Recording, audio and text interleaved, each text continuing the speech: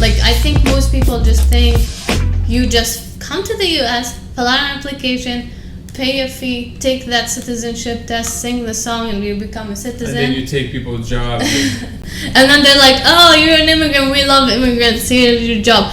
Oh, not the American, we love giving immigrants jobs. Like, that's not how it works. Hey, let's warm up our vocal.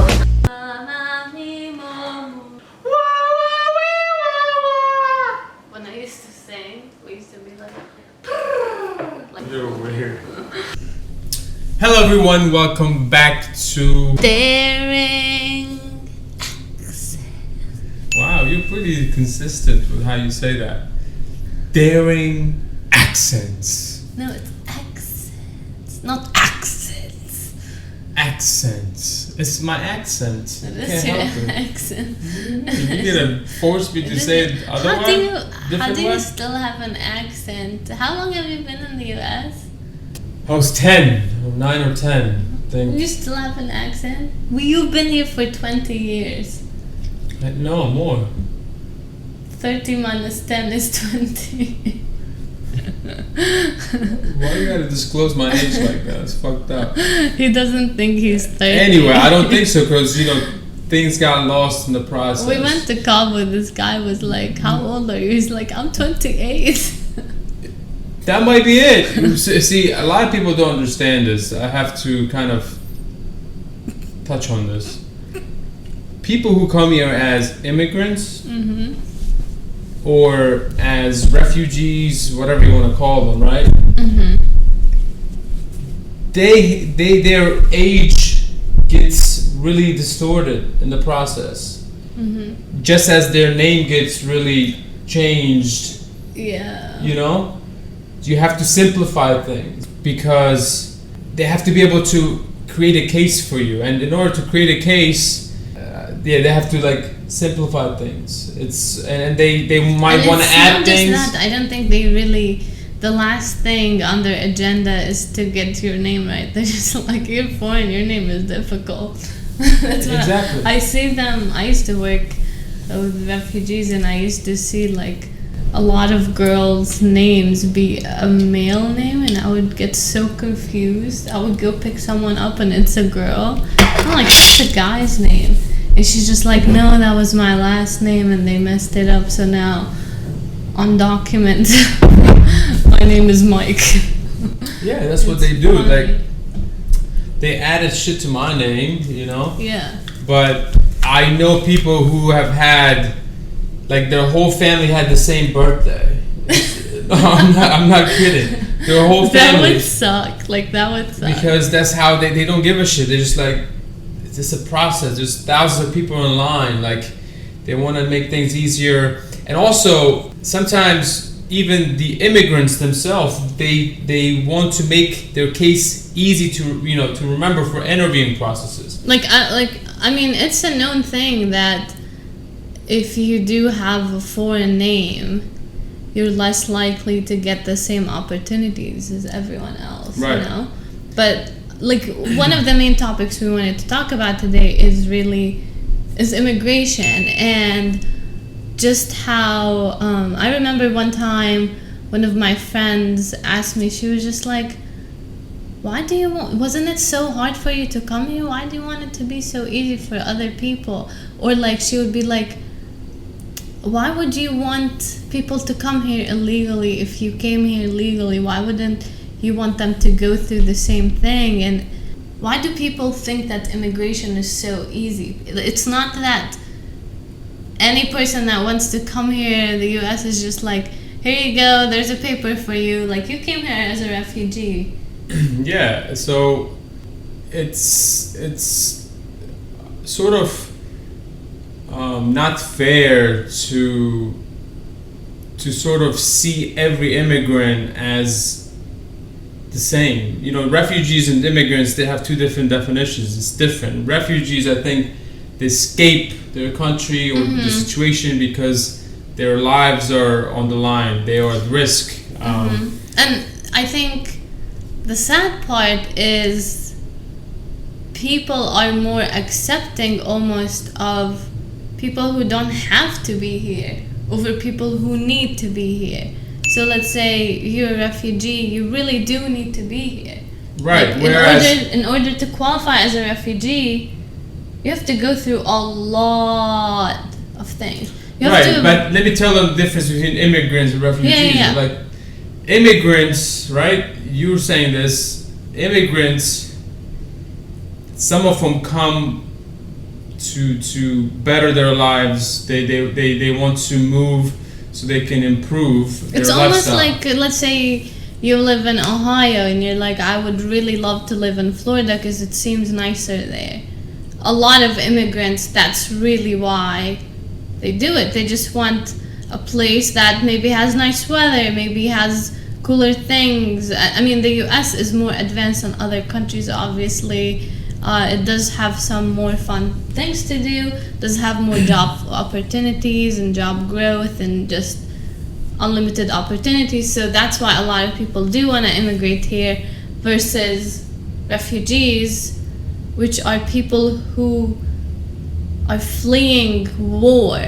Like, not just like a very slight conflict down the street, like Right. real intense And situation. those are, those refugees have had some sort of trauma. They have lost other family members. They have lost their homes. They have, and I'm an example. I'm a sitting example here talking about this because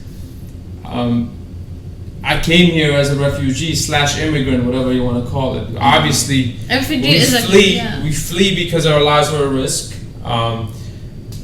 We couldn't continue our lifestyle there because it was taken away from us.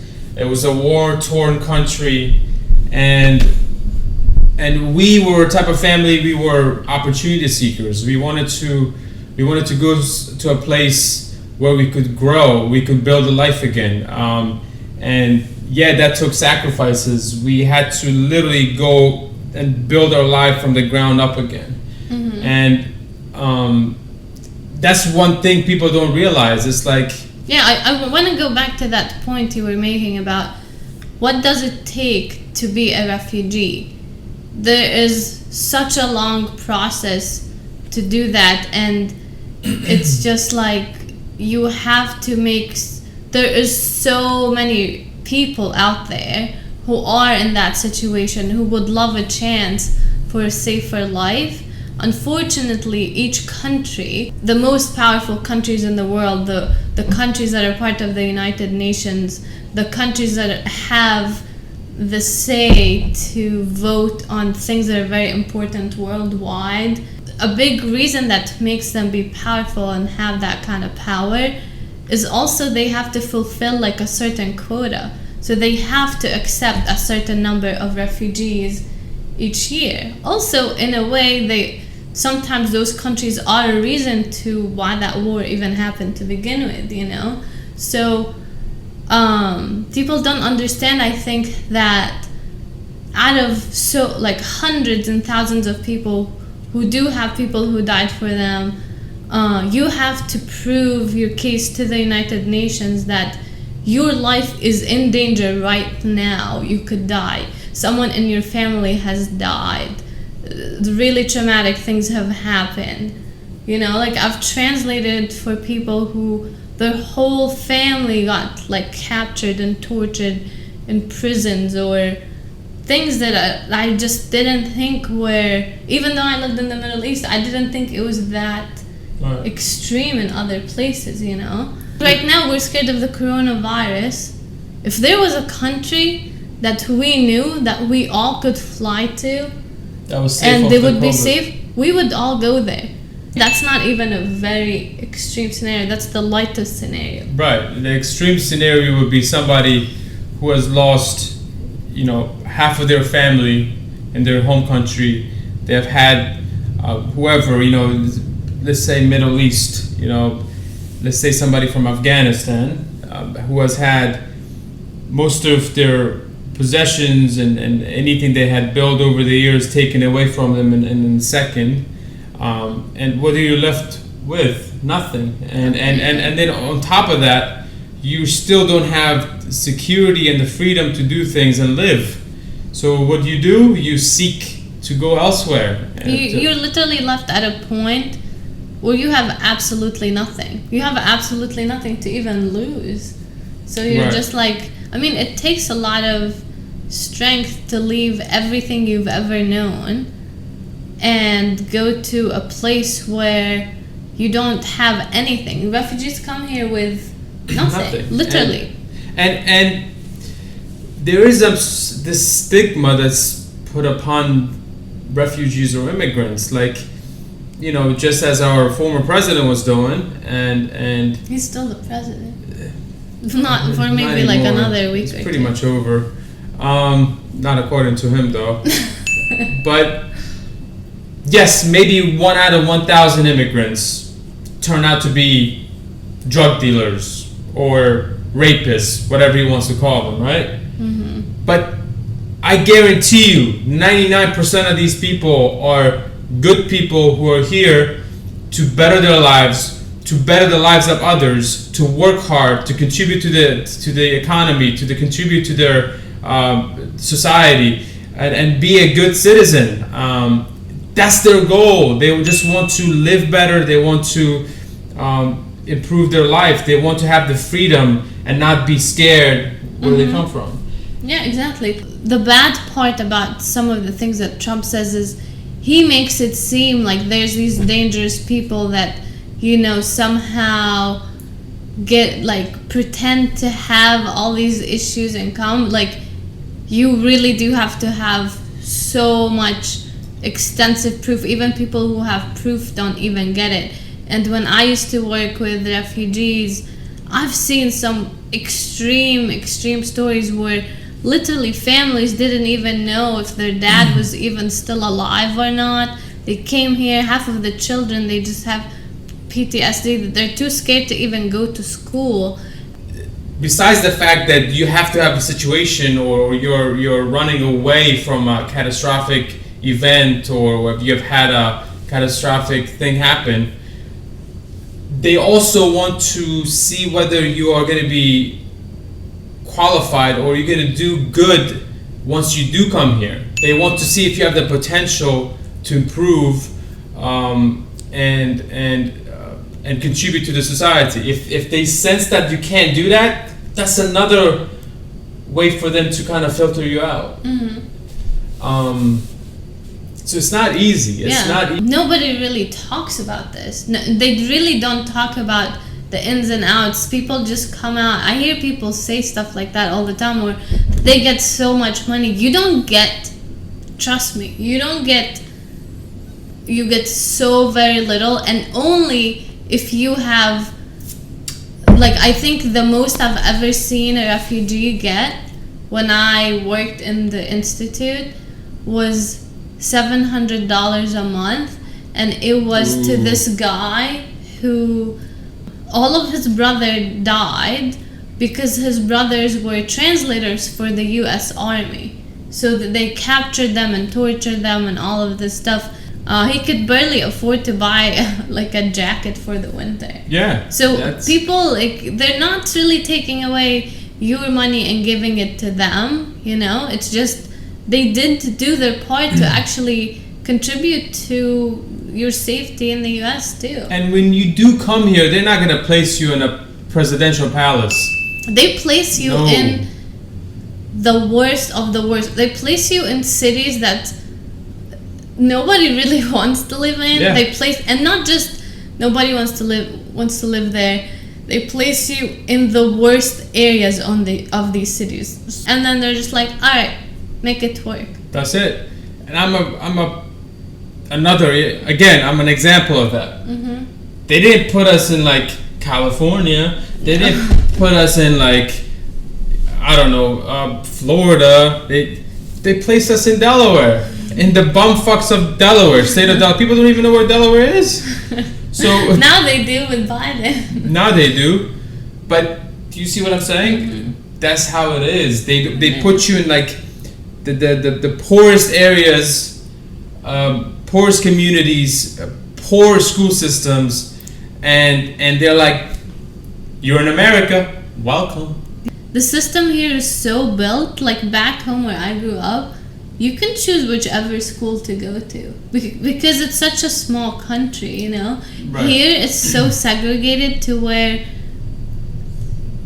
the chances are really against you if you do end up in one of these schools. Like one out of the whole graduating class might make it out of that, you know, that neighborhood. As a kid, you might get bullied. I used to drive these refugees to their homes because a lot of these kids would get bullied because they didn't speak English. Right. They would get beat up on their way. It's so messed up. I know. This I is- should have drove you Why are we home. talking about this? This is making me very. I should have drove you home. Yeah. Should have called me. This is making me very emotional. Brings back, bring back the past. But that's the reality, you know. Mm-hmm. It's you go through those phases. You go through hardship, even when you come here. It's not the end. But one thing you gotta love about America, is the fact that you can grow here. You have opportunities. You have doors of opportunities, You and do. if you're willing to grow, America is the place. That's why I'm fucking in love with it. That's it's- actually why I decided to come here. Like, I lived in the Middle East. I lived in Jerusalem, which is, we do have some war. It's not the same kind of situation that you lived in. It was a lot safer, but I'm sure but to a lot of people, it would be super dangerous. But I always knew that I wanted to leave that area because over there, it was kind of like every other day. One day, everything is great. The next day, you're in your house, like, in a curfew. It's almost like the coronavirus. The next day you're in your house and like under curfew.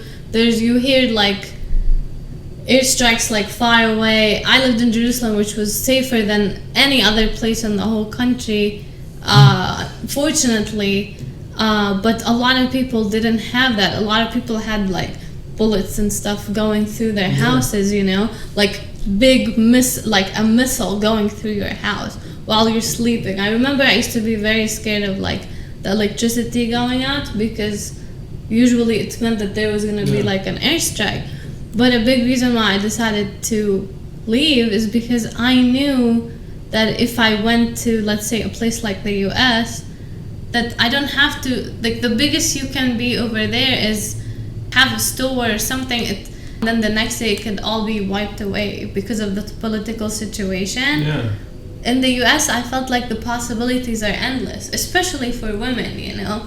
Yes, so that's why I decided to come to the US, but here's something that people don't know about, that's one thing I really don't like to hear, and it's about, you know, why don't you just come here legally like everyone else? I came here legally, and I went through the process as legal as you can go. I've read every single legal document about immigration on the .gov website. I'm not kidding. And something about the legal process, it's almost impossible. The only way you can come to the US legally and have a path to become a citizen is if you get married, 1. 2, if you somehow, you are super duper talented. I'm talking like you're an Olympic player type talent, not like, oh, I'm a good singer. Right. Like, you have to be so great to the point where the US government's like, wow, we can really benefit from someone like you. Or if somehow your work You have to have a long sponsors dick, you. basically.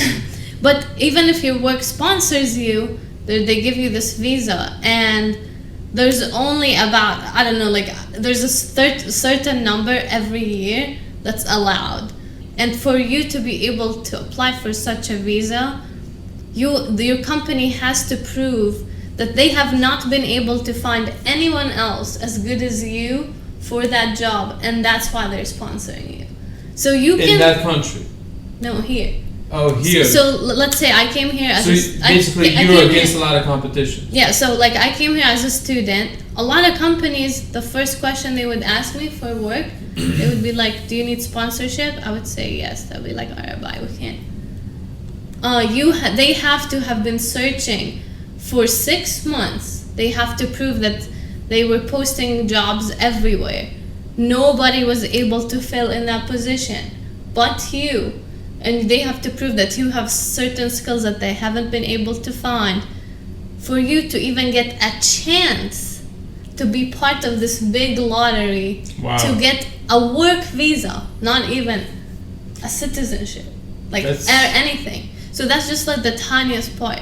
If you decide to go like the marriage way, it's just as complicated.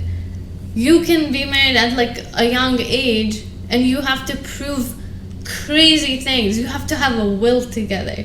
Every single thing you have has to be together. They expect someone who's in their 20s to have a marriage that's the quality of like people who are in their 60s. Even legal immigration is hard. Like, I think most people just think you just come to the US, fill out an application, pay a fee, take that citizenship test, sing the song, and you become a citizen. And then you take people's jobs. And then they're like, oh, you're an immigrant, we love immigrants, here's your job. Oh, not the American, we love giving immigrants jobs. Like, that's not how it works. How hard was it for you to get a job? Remember you told me that story about how you kept applying for that job in your college? Oh, yeah. My first job, I think they were just rejecting me because of my name. They're like, yo, this motherfucker is an alien? What is he? Yeah. Cause I showed up to him, was like, hey, what the fuck is going on? I'm a person. I've been applying to this fucking, was it a Rite Aid? I don't know what it was. And then, thankfully, not thankfully, I got an injury where I ended up going to physical therapy for like 6 months, and then I created a bond with one of the physical therapists. Like, he was a cool guy, and like he liked me, and he hired me. But prior to that, I had a hard time finding a job. It was the hardest thing in the world for me to get a job. Yeah. Like, I cannot, like, I have so many stories of reasons about how I didn't get a job and how I could prove discrimination in the Abir. Exactly. One time, we're not gonna hire one of my friends, he had like a DUI, all these like criminal offenses. I wanted to work at Best Buy, and so did he. I wanted to work in the Geek Squad. He got the job. We applied on the same computer. I had a degree and nothing. Like, I was clean. They gave him the job. They called him. They didn't even call me for an interview. One time, I showed up to a job interview. Oh, AT&T, by the way. Thank you so much. I showed up to this job. They kept telling me that to wait. A year after I submitted this application, I show up to the interview and they're like, come here guys. And they're like, we just want to show you how we kept your name as long as possible in the interview funnel so we can say who's left in the funnel, Abir. And I was like, are you fucking kidding me? That's messed up. And they still didn't give me the job. Even at my college, when I was doing my MBA, I applied for this like job that was like 10 hours a week or something in the university. They were like, we already hired someone, but we just wanted to see whose name is Abir on a Friday afternoon. We had nothing better to do. And I was like, are you kidding me? Like, they said that to your face. I was so frustrated. If you look at my LinkedIn, before this one job in Pennsylvania that finally took a chance on me, I had like hundreds of job applications in my LinkedIn, but it's because that's what people were scared of. They were scared that they were scared that they would have to sponsor me and I had a foreign name and it was in Pennsylvania, where unfortunately it's kind of racist. Some parts. Some parts. That's some of the struggles immigrants and refugees they go through even when they come here. But despite all that, they were still happy because you know what they have? Safety. They have safety. They have security. Their lives are not at risk. They don't have curfew. They don't. They're not at risk of somebody just coming, in their homes and just like taking whatever they have or taking their sons or daughters, and that's what matters to them. Honestly, I do really, for the longest time, I tried to understand where this stuff comes from, because when I had with my friends and everyone I met, like being in the US, American people are some of the friendliest people. Yeah. Literally, some of the friendliest people I've ever been around. When I first came to the US, I was walking through the hallways, people would be like, hello, what's up? Hey, what's up? And I would be like, good, how are you? And I would like think they want to have a conversation with me. But that's how friendly people are. Yeah. You go to places in other countries, you say hello, they're like, what do you want? Like, it's so nice. It makes your day better. So I really believe that the reason why this happens is really just out of fear, or just like not having enough self-confidence. I think there is a little bit of a, if you think about it psychologically, it's like something unknown. They want to blame why they're not getting the job on something, for example. Of course, I mean, that goes But really, if someone who doesn't speak English is taking your job, like... Come on, you're missing something, you're lacking, bro. Yeah. You know? It's like, for them to finally hire the immigrant, they either needed a really cheap hire, a diversity hire, or they really couldn't find someone else. Right. That's how it works, unfortunately. I know things are getting better. It's just funny, people think that about immigrants, but let's say California, like, if you live in California, you never think, well, this guy's from Ohio, why is he here taking my job? Have you ever thought of that? But they think about that when it's someone, I think it's like this illusion in your head. It's like this whoever illusion. Has an accent. You gotta change our accents, because when I get jobs. But I love that. Before I forget, speaking of jobs, so people have to also realize that the work ethic of an immigrant, and this is not all immigrants, you know, there's exceptions. The work ethic of immigrants is a lot better and more equipped than a just typical average guy, and you know, that's a fact. They work their asses off. They work 9 to 5. I used to be like that, then I used to be like that, then I stopped being like But that's what they have to do to make a living, you know? True. You're not gonna get the best jobs when you first move here as an immigrant. And the thing is, as an immigrant, you're very realistic. You do know you're different. You do know that you have to work twice, if not 3 times as hard. Like, I knew it. I did cry about it a lot of times, but I knew it. But I knew that eventually, once I get over this hurdle and I could prove myself, that it's smooth sailing after that. And I think that's how life is in general. Yeah. You're not gonna have the same. You're gonna have to work your ass off to prove yourself. And this is not for us to say that Americans are not hard workers. I honestly learned some of my work ethics from some of my coworkers. These guys work their asses off. Americans, I will say, the American culture is very like hard work. It's like all about work. Right, and that's why you see what you see in America. It's, you know, it's you if you work hard and improve your education and advance, you will get the lifestyle that you want for the work that you put in. That's a fact. I've learned some of the work ethics from some of the Americans. You know, I had friends in high school that used to go to work after school. That's true. In the where I lived, none of my friends worked during high school. Exactly. So it's actually, your parents are like, no, like. So there's like a, you know, like once you turn 18 here, 16. At 16 they start working, I feel like. That's not a thing in a foreign culture. When you're 18, they're like, you can stay however long as you're You can stay in your parents' house till you're 40. Till you're 40 if you want. Actually, till you're 100 if you want. They will be happy to have you. A lot of my friends in Jerusalem, they still live with their parents. You live with your parents until you get married. In America, the kid has this pressure like, I'm going to be 18. My mom is not already, you know, like stopping her support or his support. I'm gonna be on my own. I better fucking get a job. I better be able to make some money. I better be able to, save up for college. Okay, so do you have a message for people?